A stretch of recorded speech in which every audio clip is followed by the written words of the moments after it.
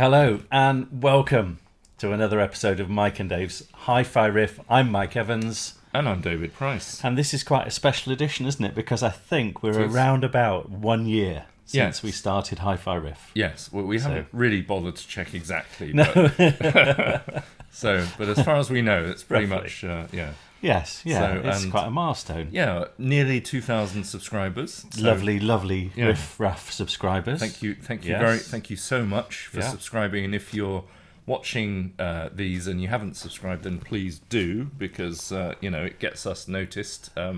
And my God, we're obscure enough. We need to be noticed on YouTube. We had somebody. We were at the bar at the Hi-Fi show at Bristol, and somebody recognised us. We were thrilled to bits. Yes. Came over and had a chat and said hello. Yes, which was absolutely brilliant. So thank you very much, our one and only fan. Yes, well, they obviously do exist in reality rather than on YouTube stats, so that's great. Yes, and also thank you for all the amazing comments which you get, especially the ones which are particularly rude about David. I like those the best.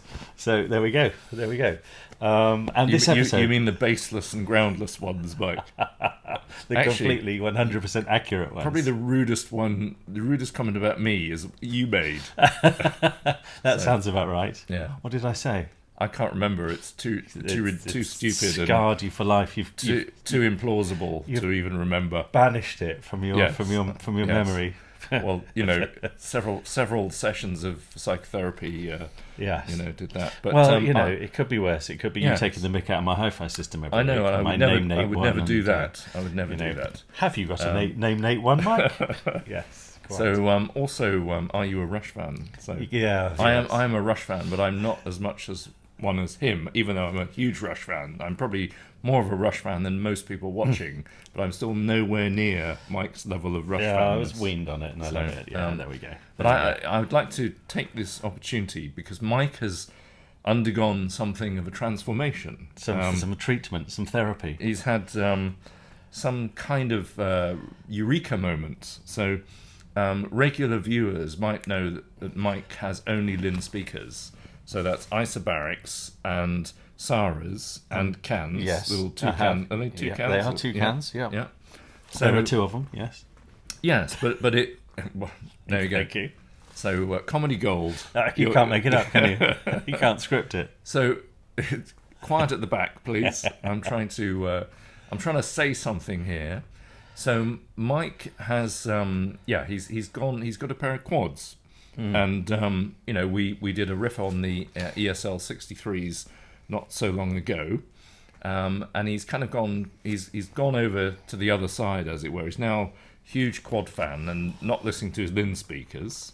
So I thought it would be a perfect opportunity, as we used to joke about quad owners having pipe and slippers hi-fi. Yes. I've got you. I wonder what was in this green bag. I've got you this little thing, Mike. Oh, no. Beautifully wrapped in a co-op biodegradable thing. But there you go.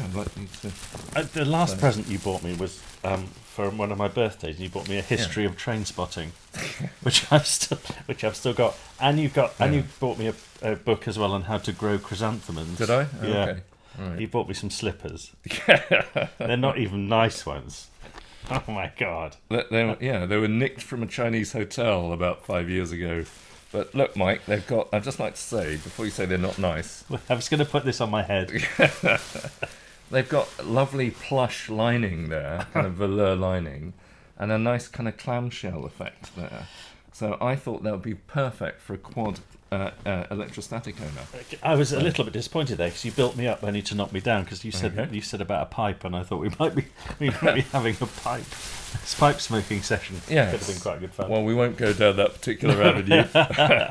No, quite. Well, thank you very much indeed. So there we go. I got a phone call this week from David Denyer to ask if the quads were still plugged in. Well, and he was a bit shocked to find out that they still were. Yes, so, and as was I. There we are. David Denyer, whose YouTube video we recommended recently in one of our Christmas specials. What are we going to do this week? Let's cut to the chase. What are we going to do this week? All right. Well, I'll lean over and I'll put my slippers down. Yeah. And, it's a speaker, which matches mine, of course. Yeah.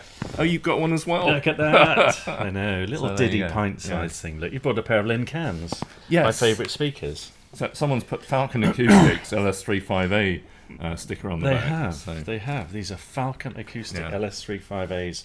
Beautiful, Amazing. beautiful thing. Handmade in Oxford, England. I mean, just like me. There really. or thereabouts. Exactly like yeah. me. Yeah. Yes. You're not made of wood, though, are you? So. Most of the time, I probably wouldn't. Speakers manufactured under license from the British Broadcasting Corporation and built in accordance with their specification. Well, I think that's rubbish because it sounds much better than the BBC ones.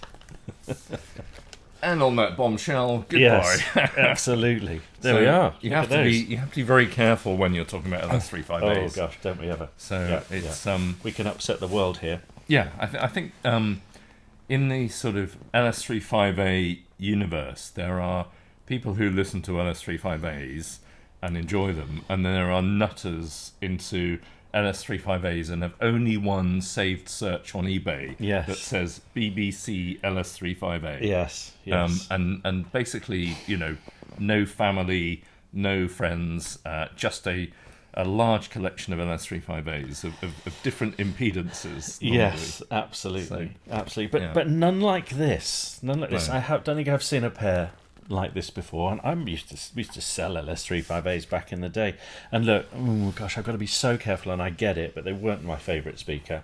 For me, they were outclassed by other models. In particular, Lin speakers? Well, you mean? do you know? Honestly, I'm going to say something which is controversial because I'm going to talk about a speaker which I love. Because I love small speakers, because I love the kind of how weird it is you can get such an amazing sound, big sound, if it's done properly from small speakers. The ProAx Super tablets, I loved those. I thought they were amazing, and against the original LS35As, I thought they blew them out of the water every time. So that was it for me. But look, these are a different ball game. Well, I think they're the best LS35As I've heard. There's no two ways about it for me. No two ways about it. These are the best LS35As I've ever heard. Probably going to get hate mail now from LS35A. I know. Sorry. devotees.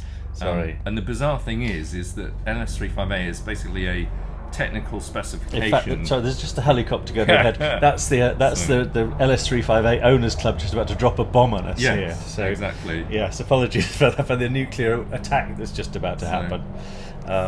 But I think if you're an LS35A aficionado and you haven't heard these, you need to, because these are gorgeous, and they've got a magic potion, haven't they? Because it's not a surprise, it's not a secret. They're just beautifully put together. Yes, to extremely high standard. The weird thing, so in theory, all LS35As should sound the same. So they were done to a very, very tight specification for the drive units, for the crossover, and for the cabinet. And there's a very long story, and I'll get into it as sort of briefly as I can. But the original LS35 was created in the late 60s, and the idea was to make a small monitor speaker that would sound accurate whilst going down to 70 hertz. And it was done by the BBC's research department at Kingswood Warren, and I think they only made like 20 or something of them. And then we need to kind of walk forward a couple of years, and there was a request for something basically that would be commercially available and could be licensed. Obviously, the BBC don't manufacture speakers, do they, commercially? So they came up with the LS35A, which was heavily modified, but still had the basic bare bones, I think, of the original. And it's based around the KEF 110 mid-range driver, the B110, and the T27 tweeter. And they were designed by a guy called Malcolm Jones, and he will pop up in the story later on. But basically, if you're into classic speakers, especially classic British speakers, an entire generation of speakers had those BBC drive, those KEF drive units, the Beckstream cones, and that means you, Mike, because you've got isobarics, which have got B110s and B139s. And you've got Saras, which I think are B200s possibly. Yes. So you are scan speak tweeters. Yeah. So your Lin Saras and your Lin isobarics were basically variations on the theme of those Kef drivers. Yes, yeah. And very good. They and the cans. Yeah, and the cans. I had can ones, and very very nice they were too. Yes, yeah. So the LS35A itself came out in '75. The design was licensed to Rogers, Chartwell, Harbath, Spender, Audiomaster, Goodman's, Ram. I think that's it. And Sterling Broadcast. Sado. So yeah. So I remember Sterling Broadcast doing something about 20 years ago. So I think Hi-Fi World, when I was editing Hi-Fi World, we reviewed a pair. So it's the Rogers ones which I was the most familiar with. Yeah. And it's used to retail. Yep. But they were never quite my cup of tea, as I said. No, but then again, you were kind of early 20s, brimming with hormones and into music that possibly wasn't the most LS35A. No, absolutely. No, So, 100%. yeah. 100. All quad electrostatics, but I've got a pair of those. Yeah, absolutely. But here's the thing. I'd have a pair of these. Yeah, I'd happily have a pair of these. Yeah. I think these sound lovely. absolutely. I think they're absolutely cracking. They do so many things so well. Can you put the blind down, Mike, while we're in our mid-riff? So, Oh yes, certainly. as it I'll just go off. Oh, Yeah. hello. Yes, I can see Off you you looking a go, bit washed Mike, out. so- Excuse me a moment. we're just having a slight technical error here, but it can shine a light here on this while it's. There we there are. go. God, the things So- I do. See, do you want I to get know. you a beer while I'm up? Yes. No, it's all right. Don't worry. Hello, I'm back now. So there you go. There we are. Very good. Okay. So So I was just saying how good Yeah. they sounded. absolutely. Well, there we go. So they came out in '75, and I can now see. I can see you again. That's all good. And there's a funny story about LS35As. Apparently, it's the only speaker to ever have questions asked about it in the Houses of Parliament. So the House of Commons. And I think the question was, how much did it cost to design? Because it was taxpayer money to design, obviously via the Is the that license right? fee. Yep. Gosh. So I wasn't paying the license fee back then, but my mum and dad and your mum and dad co-funded this. Yeah. God, God, we were politicising hi-fi at the moment. I We know. did Strathern Well, there you go. recently, didn't we? Yeah, Which was a nationalised industry. Absolutely. Yeah. Gosh. Yeah. Wow. And so yeah, it was. I think it cost £100,000 to design, and I think that's £1.8 million now In adjusted bucks. Absolutely. Right. Yeah. Gosh. So it's quite a story, really. Yeah. But that is not it. So the guy who designed the Kef drivers is called Malcolm Jones. He left Kef to form Falcon Acoustics. And memory escapes me. I can't remember when he did that. But he basically, when he formed Falcon, he applied for a license from the BBC to make LS35As. And despite him designing the actual drive units in the LS35As and the crossovers and everything else, the BBC refused him a license Really? to build them. Gosh. And the reason given was that the quality and the tolerances of his application, the BBC thought were not practical for production. Basically, the tolerances were too good Wow. for production. Wow. And the irony is on this is that he was already making them and mass producing them for the RAM version, which was in production. Gosh. Okay. So, Okay. and also supplied to Goodman's. So basically, the BBC kind of screwed up. They're like, "Oh, we can't possibly give you this, this license. You're, pie in the sky. No one could ever make it like that." And he was already making it. So That's David's BBC voice, by the way, yes, just in that's my case BBC you were voice. wondering. I'll that's my Radio 4 voice. So I won't do my Radio 1 voice. No. But Somebody actually commented on your technical ability to replicate a quad waveform. Did you see that? With your right. whoosh, whoosh. yeah. Yeah. I thought that was quite good. It's very technical. Yes. Can you do that again, Mike? No. That's the last time I ever do that. There we go. So you could say Falcon Acoustics had a kind of, they have a deep, because of Malcolm Malcolm Jones. Jones's. Yeah, went off to do Big Audio Dynamite afterwards. Yeah. That was Mick Jones, Oh wasn't yeah. it? Yeah, sorry. Yeah. It's very difficult to tell the story, a long and intricate story with you sitting next to me, Mike. Well, is that why you keep making me get up and get your beers and sort the blinds out? Please. Yes, thank you. Anyway, so this I will get to the point eventually. Viewers, if you want to just go and make a cup of tea, we'll do this one in a couple of installments. I think yes, like our Christmas special. It's not like it's a short story or anything. Anyway, Falcon Acoustics was taken over by a guy called Jerry Bloomfield, who you've met, I believe, haven't you? Very nice chap. And Jerry took over the company in 2009, and they reapplied for the license to make the LS35A, and they got it this time round. The BBC realised that since they've been making large numbers of bits for it for ages, they can have it. So Falcon Acoustics is one of the leading supplier of the original B110s. They're kind of remanufactured to Malcolm Jones's specification.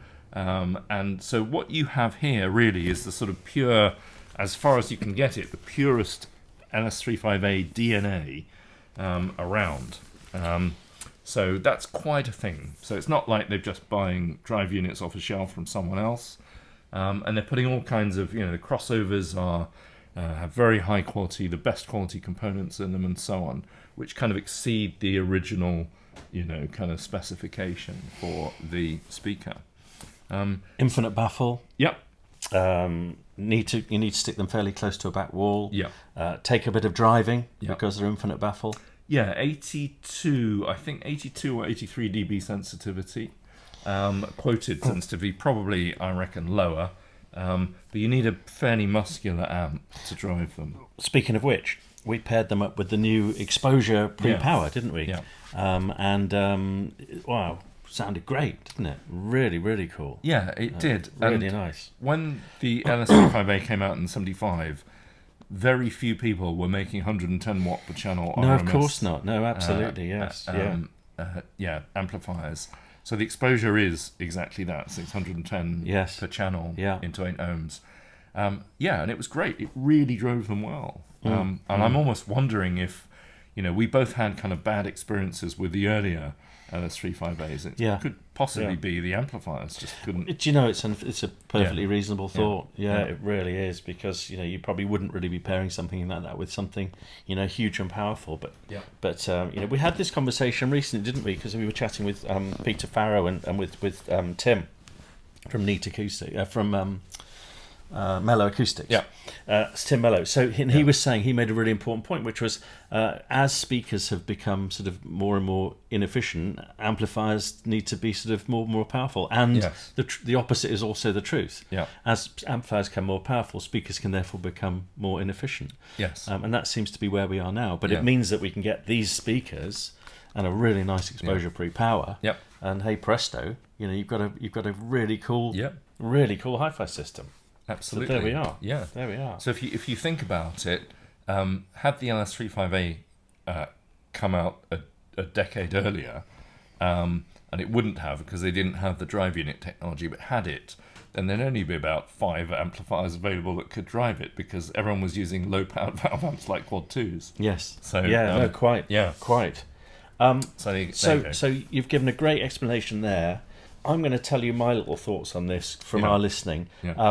They sound fantastic. They sound a little bit like the Pro X Super tablets, insofar as you get a really big sound from a really small box. They image brilliantly, absolutely brilliantly. They really belt it out. Dynamics are fast and quick. Transients are super fast. Just awesome. Now you said this, and I agree with you totally. They definitely have a tonal characteristic. They do make music. It's coming from this speaker. Without a doubt. As you said, whether you're playing sort of Motorhead or the Police. You still know it's from a 3.5A. But I really like the sound of these. I really love the sound of these. And we played "Wrapped Around Your Finger" by the Police from Synchronicity album, and it's like Stuart Copeland's drums is sort of in in your face. Yeah, very tight. Really good. It's sort of perfect music for that. And I think very much due to, or one of the contributing factors, is the infinite baffle cabinet. I couldn't agree bass more. port. Yes, yeah. So yeah, you got fantastic kind of attack transients and sort of phase coherence, as it were. You know what I'm going to say now as well, don't you? Which is because of the nature of the speaker, you really struggle to hear the cabinet. Yeah. Now, what are the other speakers which you struggle to hear the cabinet with? Quad electrostatics. And I can see an awful lot of similarities between these and the ESL63s. I'm just trying to think who's bought a pair. Weirdly. Who's bought a pair and hasn't stopped talking about them. But there's a lot of similarities, aren't there? I don't know really anything that's been happening in your life for the last couple of weeks, apart from the fact you've got... So yes, there are. So the crossover in the LS35A is, I think, a 26-element crossover, which is incredibly complicated, especially compared to modern crossovers, which are less is more. They're very like simple. 3. Yeah. So you had those kind of 80s speakers like the Eposes or something that's had like just one or two little little components or something. But yeah, this is crazy. But they're basically trying to tailor a super flat response, and they have done. And funnily enough, the Quad 63s have exactly that super flat response. Yes. So there is definitely a strange kind of cosmic connection between the LS35A and the Quads. There is a strange cosmic connection. Yeah. That's a good way of putting it. So they're very Absolutely. fast, and they've got a very flat flat response across the sort of mid-band, certainly. Yes. Not the most bass in the world. No, I think another way of saying that is there's no bass. That's not fair. But you forgot what bass sounds like because you've been Maybe listening to Electrostatic Quads for the last month. An annoyingly fair Yes. point. Yes, okay. So, okay. Let's do a hi-fi riffometer on the Falcon LS35A. Yeah, well, I think they are very special. Before How much are they? Yeah, they're £2,475 last time I checked, and that leads me to the point that if you think the LS35A is basically the best mini monitor speaker that vast amounts of BBC Cash could make in 1975, they produced a license, and in order to get the license to manufacture it, it has to be everyone has to be the same within very tiny tolerances, obviously. So this is basically a time warp speaker. It's state of the art 1975 small speaker. And can you imagine if they created a kind of a 1975 car that you would then license to other companies like a Porsche 911 Carrera or something. Yes, it was still being made to the exact Sure. specification Yes. as that. Yeah. So it's fascinating in that context, so it really is. It's a design icon. It's very special in its own right. It sounds extremely good within its own kind of envelope, as it were. It's not isobaric or an NS1000 or a whatever. No. But for the money, I think it's incredibly good value. For a kind of all British made, very high quality design with bespoke drive units from the company that made started by the guy who made the drive units in the first place, who designed them. So that leads me up to me giving it 10 out of 10. Wow, look at that. That's pretty much a riff first. What I love about these, and actually, you say, gosh, £2,500 speakers is great value for money. You need to listen to them because they really are. They sound fantastic. Yeah. I love about these is you could put them on a really big pair of speakers, sit them on the top, and play these, and you'd think the sound was coming from the big speakers. I love that illusion. I think that's a beautiful thing. It's a difficult one. I can't give them less than 9. Yeah. I'm gonna give them 9 out of 10, I think. Yeah. And which is brilliant. So that's probably about our highest riffometer score. Well, I don't for a think they're modern the product best speakers in the world. No, but no, I think but- for what they are Yeah. at the price. No, get it. Given that they're such an Completely. iconic design, they're such a great version of this iconic design. Yes. That they deserve a very high score. I Yeah, think. excellent. So, And look, there we yeah. go. On that note, On that bombshell, thank you very much Yep. indeed for watching another episode of Mike and Dave's Hi-Fi Riff. We'll see you at the next one. Bye. Thanks very much. Bye-bye.